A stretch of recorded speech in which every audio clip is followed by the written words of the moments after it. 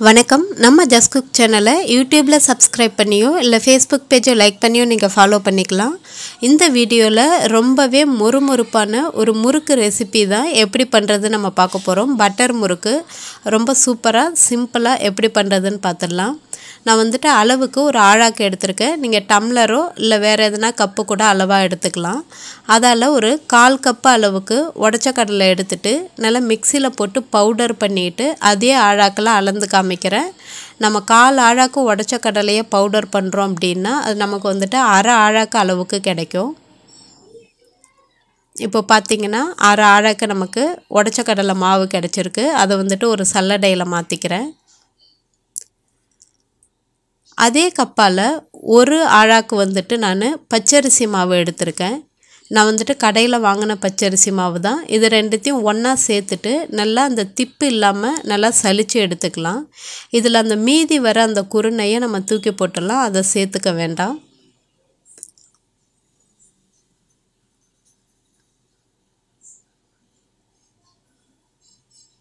இப்போ சலித்து எடுத்துருக்கிற மாவை நான் வந்துட்டு ஒரு குழியான பாத்திரத்துக்கு மாற்றிக்கிறேன். அப்போ தான் நமக்கு பிசைகிறதுக்கு நல்லா வசதியாக இருக்கும் மற்ற பொருட்களையும் கலந்துட்டு.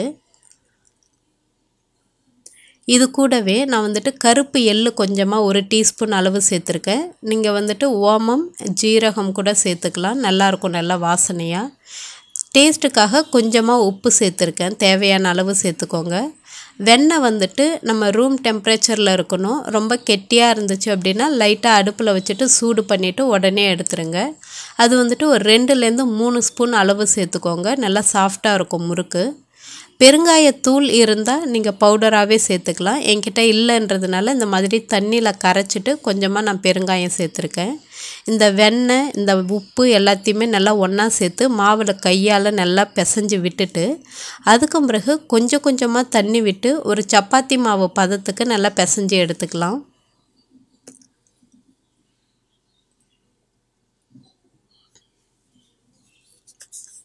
இப்போது மாவு நல்லா நம்ம பிசைஞ்சு எடுத்துக்கிட்டோம். அதை வந்துட்டு ஒரு 2 அளவாக நான் பிரிச்சுக்கிட்டு 2ஆக டிவைட் பண்ணிவிட்டு நம்ம வந்துட்டு நம்மளுடைய முறுக்கு குழல் எந்த ஷேப்பில் இருக்குமோ அதுக்கு தகுந்த மாதிரி இந்த மாதிரி நீட்டாக பண்ணி வச்சுக்கோங்க.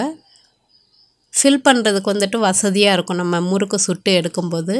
நான் வந்துட்டு இந்த மாதிரி ஸ்டார் ஷேப்பில் இருக்கிற ஒத்த கன்று வச்ச முறுக்கு வச்சு தான் எடுத்திருக்கேன். அதையும் அந்த முறுக்கு குழலில் சேர்த்துட்டு நம்ம பிசைஞ்சு எடுத்து வச்சுருக்கிற மாவையும் அதில் போட்டு நல்லா காற்று இல்லாமல் நல்லா அடைச்சி வச்சிடலாம்.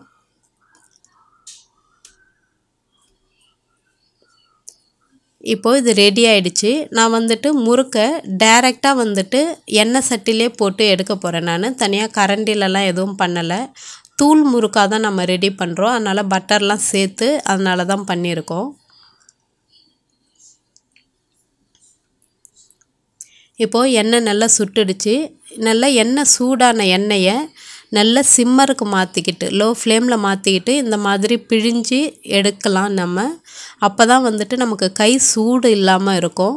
ரொம்ப ஹை ஃப்ளேம்லேயோ இல்லை மீடியம் ஃப்ளேம்லேயோ வச்சு நீங்கள் இந்த மாதிரி முறுக்கு சுட்டிங்க அப்படின்னா நம்மளால் செய்ய முடியாது. அதோடைய ஆவி வந்துட்டு நம்ம கையில் அடிக்கும்.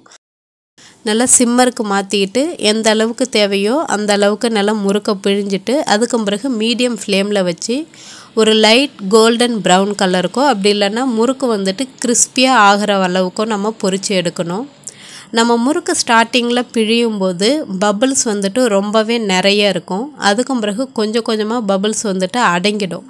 அந்த நுரை நல்லாவே அடங்கி வந்துருச்சு அப்படின்னா நமக்கு வந்துட்டு முறுக்கு ரெடி ஆயிடுச்சு அப்படின்னு அர்த்தம்.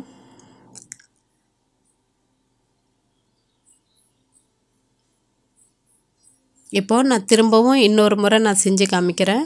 அடுப்பை வந்துட்டு நல்லா லோ ஃப்ளேமில் வச்சுருக்கேன். வச்சுக்கிட்டு இந்த எந்த அளவுக்கு எண்ணெய் இருக்கோ அதுக்கு தகுந்த மாதிரி முறுக்கை சுற்றிக்கோங்க. அதில்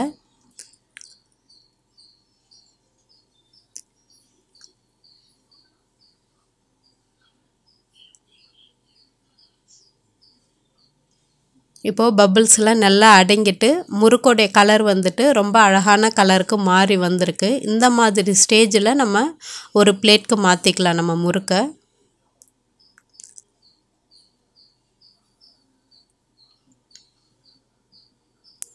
இப்போது சூப்பரான பட்டர் முறுக்கு ரொம்பவே அழகாக தயாராகிடுச்சு. இந்த கிருஷ்ண ஜெயந்திக்கு நீங்களும் இந்த முறுக்கை ட்ரை பண்ணி பார்த்துட்டு எப்படி இருந்துச்சுன்னு சொல்லுங்கள். உங்கள் ஃப்ரெண்ட்ஸோடையும் ஷேர் பண்ணிக்கோங்க. மறக்காமல் நம்ம சேனலை சப்ஸ்கிரைப் பண்ணிக்கோங்க. நன்றி, வணக்கம்.